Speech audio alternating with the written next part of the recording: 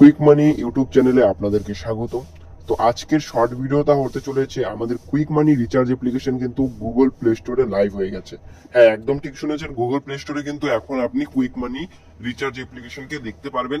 সর্বপ্রথম আপনাদেরকে বলবো, যারা কুইক মানি রিচার্জের অ্যাপের 1.3 ভার্সনটা ইউজ করছেন বা এখনো যারা গুগল প্লে থেকে আপডেট করেননি অ্যাপটিকে, তারা আপনার মোবাইল স্ক্রিন থেকে মানে মোবাইল থেকে পুরোনো অ্যাপটিকে ডিলিট করুন এবং প্লে স্টোরে চলে আসুন। প্লে স্টোরে চলে এসে সার্চ বাটনে সার্চ করতে হবে, আপনাকে কি লিখতে হবে বলে দিচ্ছি, কুইক মানি রিচার্জ বা কুইক মানি রিচার্জ অ্যাপ।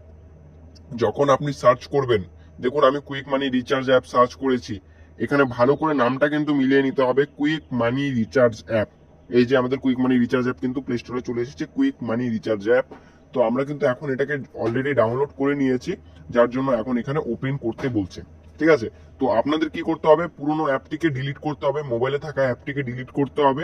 ডিলিট করে কুইক মানি রিচার্জ অ্যাপ প্লে স্টোর থেকে গিয়ে কিন্তু ডাউনলোড করতে হবে।